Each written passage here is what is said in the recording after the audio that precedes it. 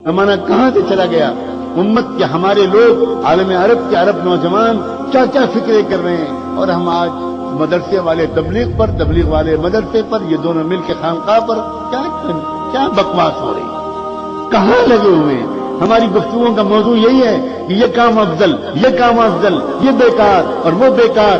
خدا پاک کی قسم، جتنی مرتبہ تم ان فضول باتوں پر بات کرو گے اتنی مرتبہ تم اللہ سے زبان حال سے یہ کہتے ہو کہ اللہ ہمیں جنت نہیں چاہیے، ہمیں جہنم چاہیے۔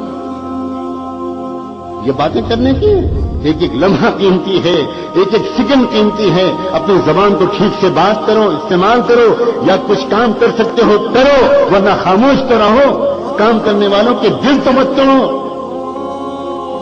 جانتے ہو کہ جو علماء کتابیں لکھتے ہیں، جو علماء فتوے لکھتے ہیں، جو علماء قرآن اور بخاری کا درس دیتے ہیں، انہوں نے اپنی جوانیوں کی بہترین راتیں، تم تو اپنی بیویوں سے لطف اندوز ہوا کرتے تھے، اور وہ نوجوان علماء اپنی جوانیوں کی بہترین راتوں کو کتابوں کے ساتھ گزارتے تھے، تب وہ اس قابل ہوئے ہیں کہ وہ قرآن کا درس دے رہے ہیں۔ تم کو قرآن کا درس حقیر معلوم ہوتا ہے؟ جہالت کی انتہا ہے۔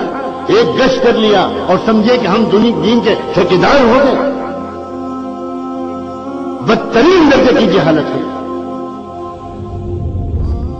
اس کا کوئی تعلق تبلیغ سے نہیں ہے۔ حضرت مولانا الیاس رحمۃ اللہ علیہ کے دامن اس سے پاک ہے، حضرت مولانا یوسف کا دامن اس سے بالکل پاک ہے۔ جانتے ہو حضرت مولانا الیاس کو؟ وہ تبلیغ کے ذمہ داروں، تمہیں پتہ ہی مولانا الیاس رحمۃ اللہ علیہ کون تھے؟ جس وقت مولانا الیاس رحمۃ اللہ علیہ سے کہا گیا کہ حضرت شیخ الہند کے گھر کی مستورات میں یہ کہلایا ہے کہ آپ بیان کر دیجئے، حضرت مولانا الیاس کھڑے ہو گئے، کہنے کہ الیاس کی یہ اوقات ہے کہ شیخ الہند کے گھر کی مستورات میں بیان کریں۔ اس کے بعد تھوڑی دیر روتے رہے اور پھر کہنے لگے اس گھر کا احسان ہے، میں اس گھر کا غلام ہوں، اس گھر کی عورتوں کے حکم کو ٹال نہیں سکتا۔ اس کے بعد ننگے پیر دیوبند کی اس گلی میں چلے جہاں میرے والد صاحب نے اس گلی میں چل کر مجھے بتایا اس گلی میں شیخ حضرت مولانا الیاس رحمۃ اللہ علیہ کبھی چپل پہن کے نہیں چلے۔ اللہ اکبر! کیوں؟ فرمایا یہ میرے استاد کے استاد کا مکان ہے، میں یہاں چپل پہن کے نہیں چل سکتا۔ جب حضرت شیخ الہند کے یہاں پہنچے تو جانتے ہو وہاں کی عورتوں نے مونڈا بچھا رکھا تھا، ایک کرسی بچھا رکھی تھی بیٹھنے کے لیے تاکہ حضرت اس پر تشریف رکھیں اور بیان فرمائیں، تو بجائے مونڈے پر بیٹھنے کے ایک نوکر اور غلام بلکہ بھکاری کی طرح گھر کی چوکھٹ پر بیٹھ گئے۔ گھر کی عورتوں نے کہلوایا حضرت سے کہو کہ اوپر آ کے بیٹھیں، کہنے لگے میں اس گھر کا غلام ہوں، میں چوکھٹ سے آگے نہیں بڑھ سکتا۔ کیا ہو گیا ہے لوگوں کو آج؟ کیا قیامت قریب ہے؟ کیا ہم نے اپنے دلوں پر مہر لگوانے کا فیصلہ کر لیا ہے؟ کیا ہم کو یہ بات نہیں معلوم کہ حضرت مولانا الیاس رحمۃ اللہ علیہ 3 دن کے لیے جب جماعت میں نکلتے تھے، 3 دن کے لیے میوات جاتے تھے تو خود فرماتے تھے اگرچہ میرے ساتھ ذاکرین کی جماعت ہوتی ہے، میرے ساتھ صالحین کی جماعت ہوتی ہے، لیکن 3 دن لوگوں کے ساتھ اٹھنے بیٹھنے کی وجہ سے میرے دل میں گرد و غبار آ جاتا ہے۔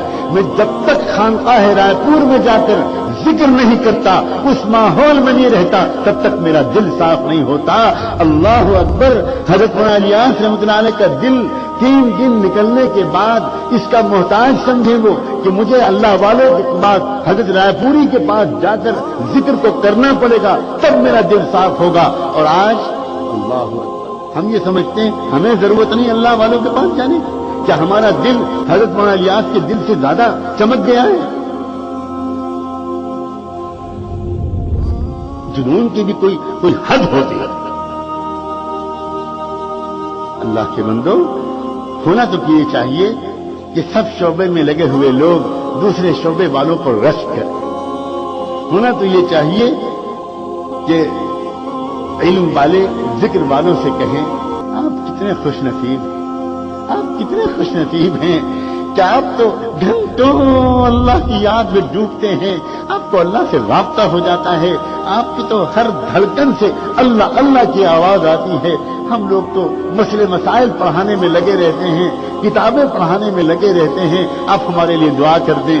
اس کے جواب میں ذکر والوں کو علم والوں سے کہنا چاہیے، یہ علم والوں سے کہنا چاہیے کہ کیسی بات کر رہے ہیں آپ تو امت کے اور قرآن اور رسول کے درمیان ترجمان ہیں، آپ کو اللہ نے چنا ہے حضور کی مرضی کو عوام تک پہنچانے کے لیے، طلبہ تک پہنچانے کے لیے۔ آپ قال اللہ و قال رسول کے ترجمان ہیں، آپ بڑے محسن ہیں، آپ نائب رسول ہیں، ہمیں آپ پر رشک آتا ہے۔ اور ہونا تو یہ چاہیے کہ یہ دونوں مل کر دعوت والوں سے کہیں کیا آپ کا نصیب ہے، آپ کتنے پیارے ہو، اپنی جان مان لے کر آپ نکلتے ہو اللہ کے راستے میں، آپ گشت کرتے ہو، آپ کو لوگ جھلکتے ہیں، آپ کا لوگ مذاق اڑاتے ہیں، آپ کا لوگ دل توڑتے ہیں، آپ برا نہیں مانتے، آپ ان کے لیے دعا کرتے ہیں، آپ تشکیلیں کرتے ہو، آپ ملکوں پھرتے ہو، آپ بہت اونچا کام کر رہے ہو، ہمارے لیے دعا کرتے رہا کرو، ہم بہت محتاج ہیں۔ اور دعوت والے پلٹ کر علم اور ذکر والوں سے یہ کہیں حضرت یہ آپ کیا فرما رہے ہیں، آپ کا مقام، آپ بہت اونچا کام کر رہے ہیں، آپ تو علماء ورثۃ الانبیاء، آپ تو انبیاء علیہ السلام کے وارث ہیں، ہم تو بہت معمولی لوگ ہیں، یہ تو غنیمت ہو گیا، وہ کچھ کلمہ نماز کو سیکھنے کا راستہ ہمارے لیے بھی نکل آیا۔ کاش کہ دین کے مختلف شعبوں میں لگے ہوئے لوگ اپنے کو چھوٹا اور دوسرے کو بڑا سمجھ رہے ہوتے تو پھر اللہ کی نگاہ میں سب بڑے ہو جاتے۔